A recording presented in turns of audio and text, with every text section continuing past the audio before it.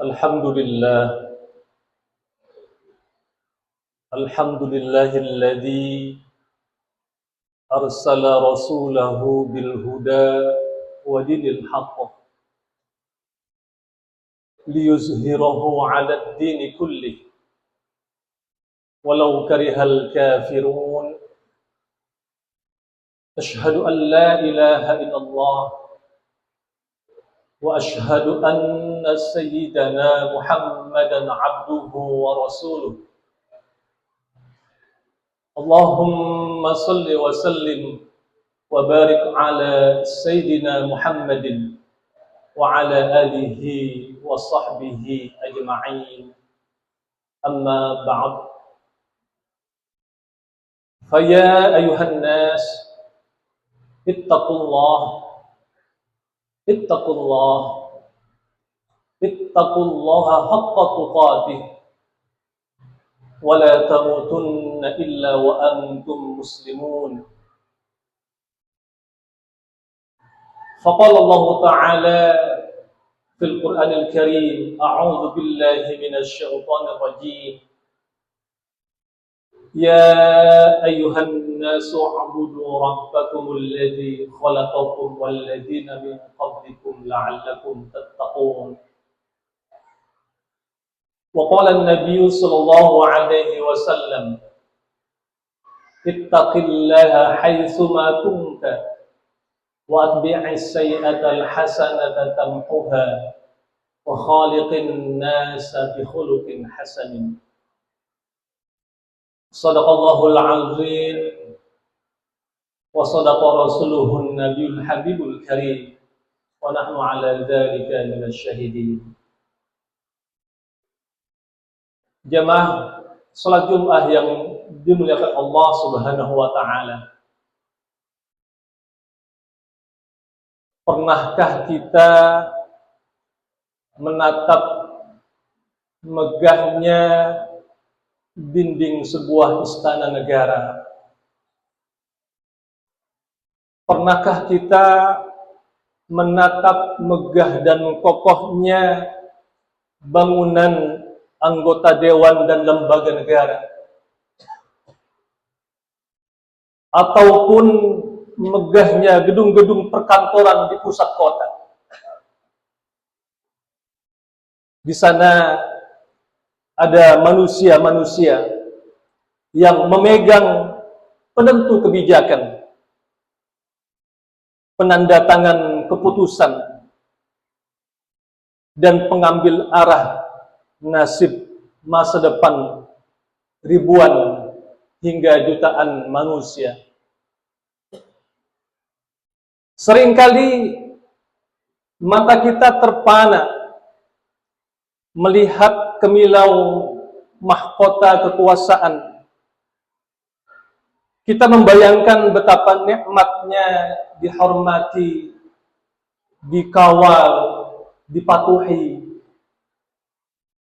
Jemaah sekalian,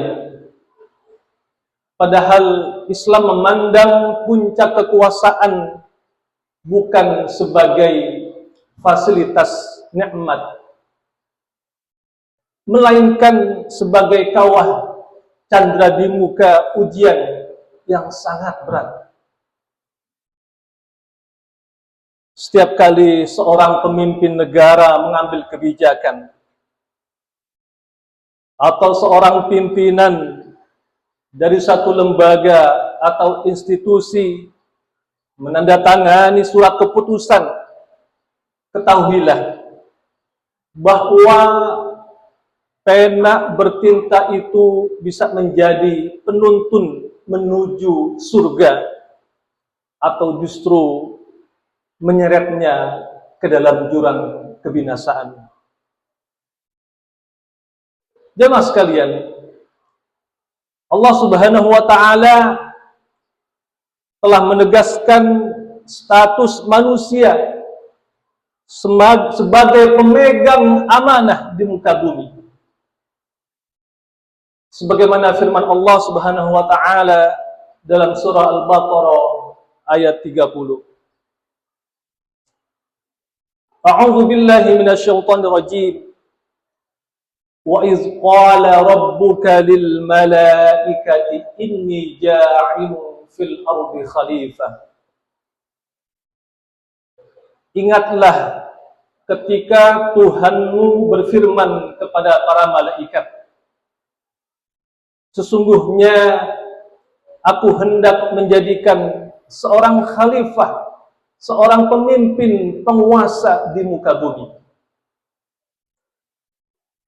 Tugas ini dikukuhkan kembali oleh Rasulullah Sallallahu Alaihi Wasallam melalui sabda beliau yang sangat tegas, meriwayatkan bahwa setiap tingkatan kepemimpinan, terutama pimpinan publik, memikul beban tanggung jawab yang mutlak di hadapan Allah Subhanahu wa taala. Sabda beliau, kullukum ra'in wa kullukum mas'ulun an ra'iyatih. Fal amirul ladzi 'alan nas ra'in wa huwa mas'ulun an ra'iyatih. Wal rajulu ra'in 'ala ahli baitih wa huwa mas'ulun anhum. Wal mar'atu ra'iyatun 'ala baiti ba'liha wa walidihi wa hiya mas'ulatun anhum. Kata Rasulullah, setiap kalian adalah pemimpin dan setiap kalian akan dimintai pertanggungjawaban atas yang dipimpinnya. Seorang penguasa, seorang pemimpin negara adalah pemimpin bagi rakyatnya dan ia bertanggung jawab atas mereka. Seorang suami adalah pemimpin bagi keluarganya dan ia bertanggung jawab atas mereka, atas istri dan anak-anaknya. Begitupun seorang istri adalah pemimpin di rumah suaminya dan anak-anak mereka, dan ia bertanggung jawab atas mereka. Hadis sahih riwayat Imam Bukhari dan Imam Muslim. Jamaah sekalian, lihatlah bagaimana Rasulullah Sallallahu Alaihi Wasallam menempatkan penguasa, pemimpin publik di urutan paling pertama dari sabda beliau tersebut. Bagi pemimpin suatu negara, satu kebijakan yang adil dapat membawa ketentraman bagi jutaan rakyat. Sebaliknya, satu keputusan yang zalim dapat mencabut hak-hak orang miskin, merusak keadilan, dan mengundang murka langit. Bagi pemimpin satu lembaga ataupun institusi ataupun suatu perusahaan, maka kekuasaan mereka dalam menentukan nasib karyawan, membagi, mengatur anggaran, dan menegakkan aturan, itu adalah ujian kejujuran. Apakah jabatan dijadikan alat melayani atau sarana memperkaya diri?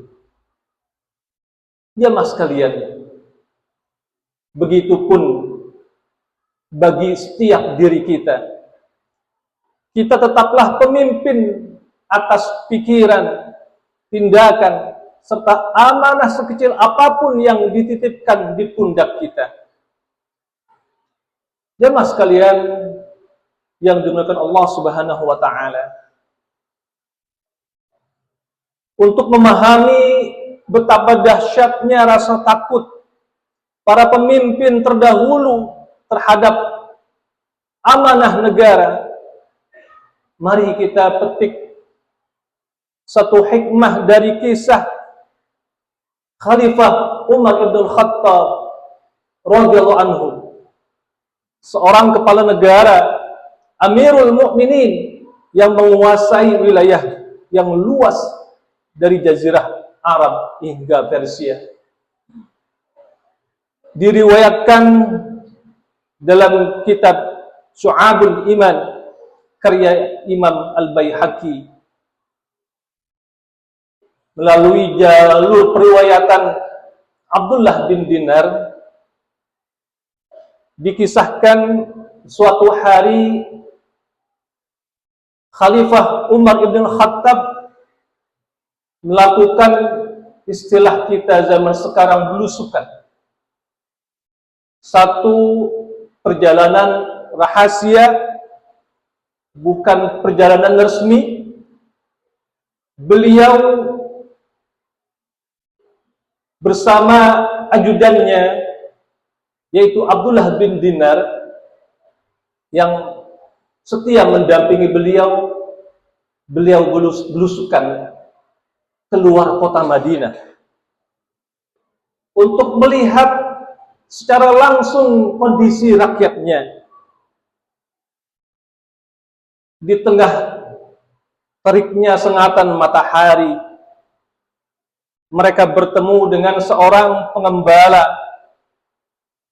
yang sedang menjaga ratusan ekor kambing milik tuannya. Umar hendak menguji kejujuran pemuda pengembala tersebut,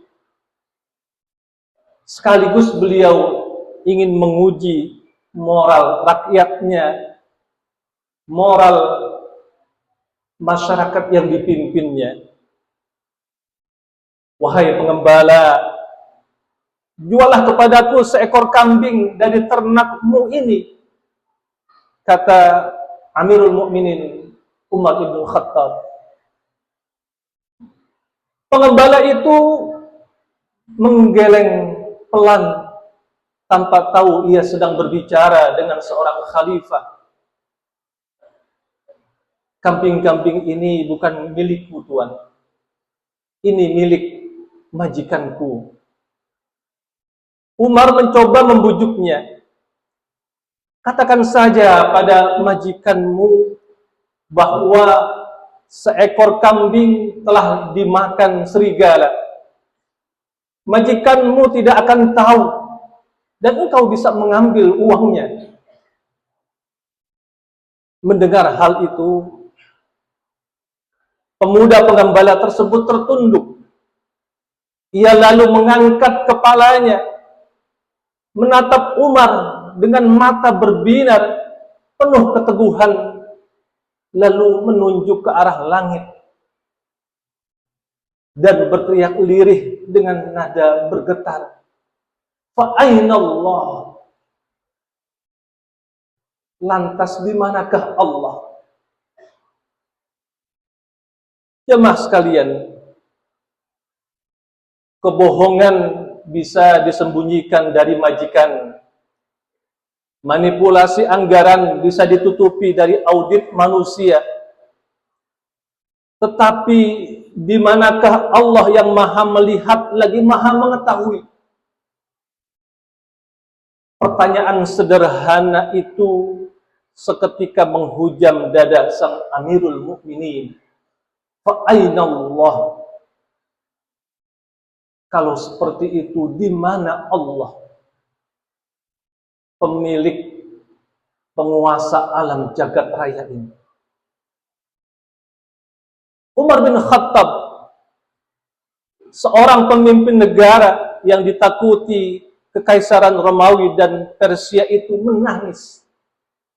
Beliau menyadari bahwa rakyatnya memiliki benteng iman yang jauh lebih kuat dari benteng istana manapun.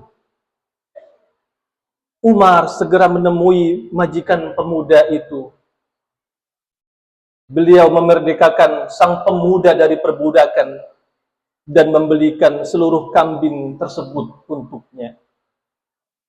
Jamaah sekalian, jika seorang pengembala rakyat kecil di tengah padang pasir saja sadar akan pengawasan Allah, betapa bertambah wajibnya rasa takut itu dimiliki oleh mereka yang memegang stempel jabatan, yang memegang anggaran negara dan nasib hidup banyak orang.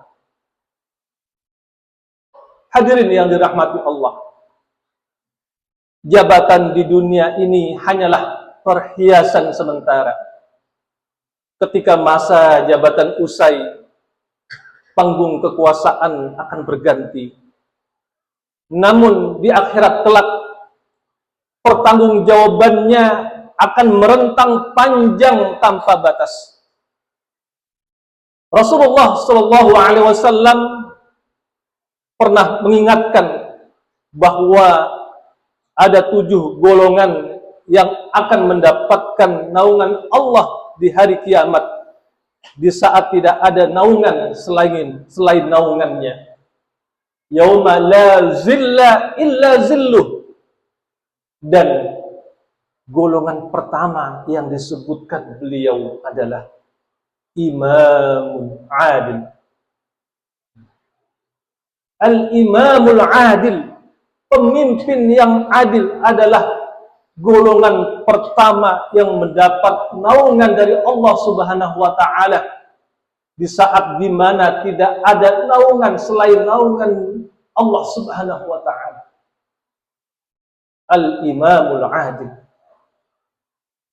Jamaah sekalian, hari ini mari kita tanyakan pada diri kita masing-masing. Bagi kita yang memimpin institusi atau lembaga, sudahkah keputusan kita berpihak pada kebenaran atau sekadar memenuhi ambisi dan kepentingan kelompok? Bagi kita yang memimpin keluarga atau memimpin diri kita sendiri, apakah kita sudah memimpin dengan rasa takut kepada Allah Subhanahu wa Ta'ala sebagaimana rasa takutnya seorang pemuda pengembala tadi? Semoga Allah Subhanahu wa Ta'ala melahirkan pemimpin-pemimpin yang adil, jujur, dan bertekad memakmurkan bumi serta menyelamatkan kita semua dari fitnah kekuasaan yang menyesatkan. Barakallahu li wa lakum fil Qur'anil Karim wa nafa'ni wa iyyakum bima fihi minal ayati wa dzikril hakim. Aqulu qawli hadza wa astaghfirullahal azim li wa lakum wa lisairil muslimin wal muslimat fastaghfiruhu innahu huwal ghafurur rahim.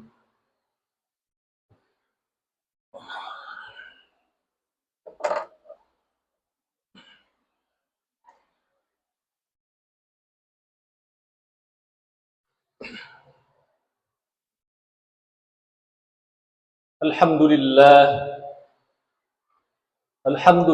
hamdan katsiran kama amara. Asyhadu an la ilaha illallah irghaman liman jahada bihi wa kafar. Wa asyhadu anna sayyidana Muhammadan 'abduhu wa rasuluh sayyidul khalaiqi wal bashar. فصل وسلم وبارك على سيدنا محمد وعلى آله وصحبه أجمعين. أما بعد، فيا أيها الناس اتقوا الله اتقوا الله اتقوا الله وافعلوا الخيرات واجتنبوا عن السيئات.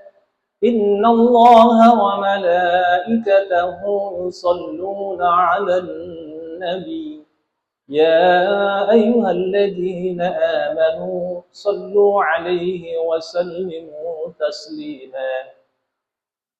اللهم صل وسلم وبارك على سيدنا محمد وعلى آله وأصحابه والتابعين وتابع التابعين وتابعيهم بإحسان إلى يوم الدين وعلينا معهم برحمتك يا أرحم الراحمين. اللهم اغفر للمسلمين والمسلمات والمؤمنين والمؤمنات الأحياء منهم والأموات إنك سميع قريب مجيب الدعوات ويا قاضي الحاجات برحمتك يا أرحم الراحمين. ربنا لا تؤاخذنا إن نسينا أو أخطأنا ربنا ولا تحمل علينا إصرا كما حملته على الذين من قبلنا ربنا ولا تحملنا ما لا طاقة لنا به واعف عنا واغفر لنا وارحمنا أنت مولانا فانصرنا على القوم الكافرين. ربنا آتنا في الدنيا حسنة وفي الآخرة حسنة وقنا عذاب النار. وصلى الله على سيدنا محمد والحمد لله رب العالمين. عباد الله إن الله يأمركم بالعدل والإحسان وإيتاء ذي القربى وينهى عن الفحشاء والمنكر والبغي يعظكم لعلكم تذكرون فاذكروا الله العظيم يذكركم واسألوه من فضله يعظكم ويهديكم ولذكر الله أكبر. أقيموا الصلاة.